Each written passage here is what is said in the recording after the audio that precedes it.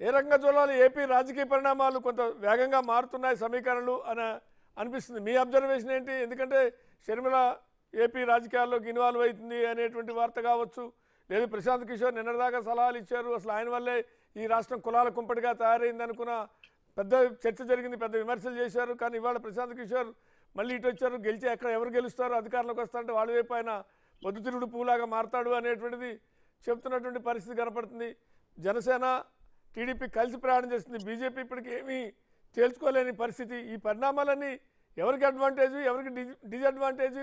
ఎమ్మెల్యేలు మారుస్తున్నారు జనసేన, సిట్టింగ్ వాళ్ళని కొన్ని చోట్లను తీసుకొచ్చి చిలకలూరుపేటను తీసుకొచ్చి ఇక్కడికో, లేదు కొండేపిని తీసుకొచ్చి గుంటూరుకో, ఇట్లా ఎర్రగొండపాలెంలో ఉన్నటువంటి వాళ్ళని తీసుకొచ్చి కొండేపుకో, ఆ రకంగా అనేక మార్పులు చేర్పులు కూడా చేస్తున్నటువంటి పరిస్థితి. ఇవి వికసిస్తాయా, వికటిస్తాయా? ఏం అబ్జర్వేషన్, మీ అబ్జర్వేషన్ ఏంటి? శ్రీనివాస్ గారు నమస్తే. ప్యానల్ మెంబర్స్ అందరికి కూడా నమస్కారము.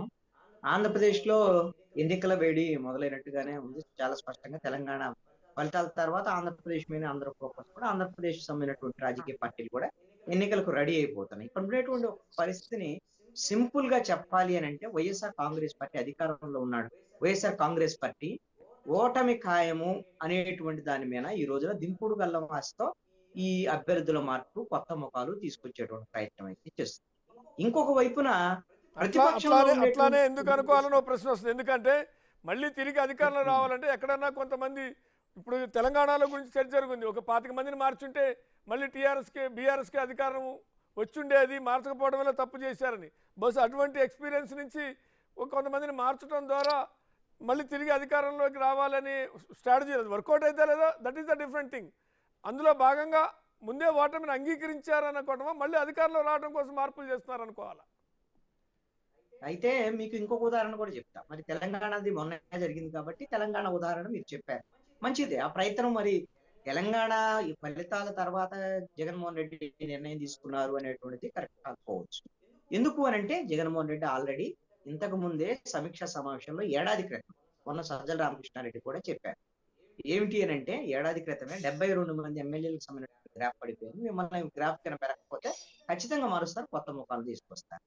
ఈ విధంగా 72 మంది కొత్త ముఖాలు, లేకపోతే ఒక 20 మందిని ఒక చోట నుంచి ఇంకో చోటకి, ఒక 80-90 మందిని ఈ విధంగా మార్చేటువంటి పరిస్థితి ఉంటే 151 మందిలో ముఖ్యమంత్రి కాకుండా 150 మంది.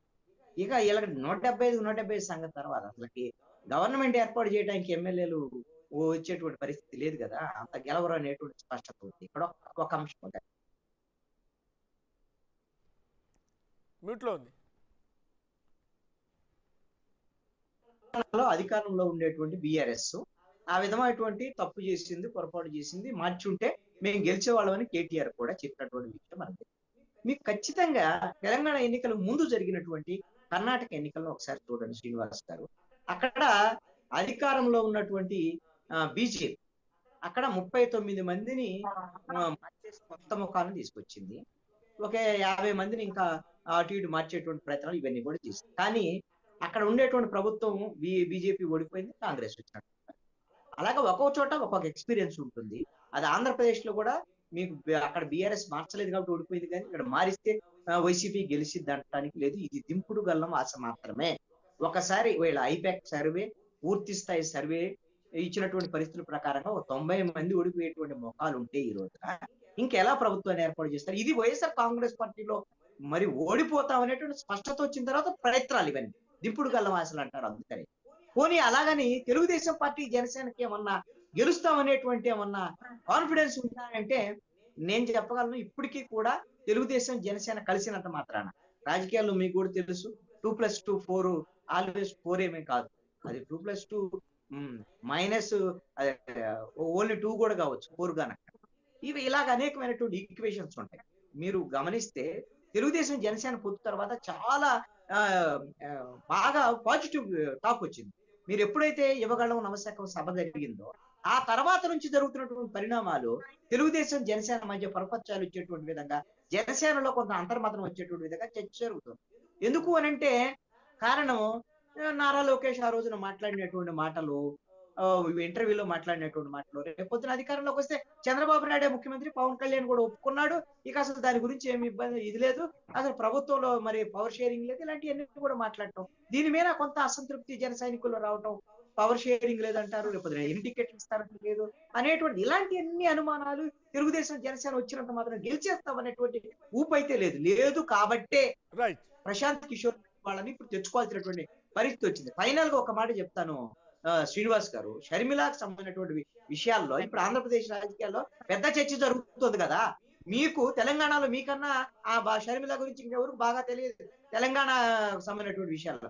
ఈవిడ మీడియాలో ఉండేటువంటి మీడియా టైప్ తప్ప ఆవిడ 3700 కిలోమీటర్ల పాదయాత్ర చేసిన తర్వాత తీరా తేలింది ఏంటంటే ఆవిడ కాంగ్రెస్ పార్టీలో చేరతామని ఢిల్లీకి పోతే కాంగ్రెస్ వాళ్ళు చేర్చుకున్నటువంటి పరిస్థితి ఉంది. అక్కడ ప్రయత్నాలు చేసి విఫలమైన తర్వాత కనీసం తను ఎమ్మెల్యేగా పోటీ చేయాలని ఆ పాలేరులో కూడా అక్కడ పోటీ చేస్తే డిపాయిట్ లో ఆగిపోయినటువంటి పరిస్థితులు. తన పార్టీ నుంచి ఒక్క ఎమ్మెల్యే నిలబెట్టినటువంటి షర్మిల ఈ రోజున ఆంధ్రప్రదేశ్ కు వస్తుంది. ఆవిడేదో హీమ్యాన్ లాగా ఇక్కడ వచ్చి కాంగ్రెస్ పార్టీని మొత్తాన్ని పైకి లేపుతారు. ఇక్కడ ఉండేటువంటి కాంగ్రెస్ పార్టీ ఉన్నటువంటి పిసిసి పగ్గాలు చెప్తారు. ఇవన్నీ కూడా ఇవి కేవలము ఈ వార్తలన్నీ కూడా డిజిటల్ మీడియాలో కొంతమంది తమ్నైల్స్ అంటే షర్మిల అనంగలోనే ఎక్కువ మంది చూస్తారు, తర్వాత ఆర్జీబీ అనంగలోనే కొంతమంది చూస్తారు, అదే విధంగా కేఎఫ్ అంటే కొంతమంది చూస్తారు. అంతే తప్ప ఆవిడొచ్చి ఏం చేసేది లేదు. ఆల్రెడీ ఇక్కడ కోల్డ్ స్టోరేజ్ లో ఉన్నటువంటి కాంగ్రెస్ పార్టీని బయట తీసుకురావడం అనేది అసాధ్యం. ఎప్పుడు అంటే వైఎస్ఆర్ కాంగ్రెస్ పార్టీ ఇక్కడ ఓటమి చెందితే ఆ తర్వాత ఆ ఓటు వైఎస్ఆర్ కాంగ్రెస్ పార్టీకి వచ్చేదానికి అవకాశం ఉంటుంది తప్ప కాంగ్రెస్ వైసీపీ బలంగా ఉన్నంత కాలం షర్మిల కాదు కదా ఎవ్వరు వచ్చినా సరే కాంగ్రెస్ పార్టీని బతికించలేరు. మళ్ళీ రైట్. శ్రీనివాస్ గారు, ఒక చోట చల్లని నాణ్యం ఇంకో చోట చెల్లుతుందా? ఒక చోట ప్రజల్లో వ్యతిరేకత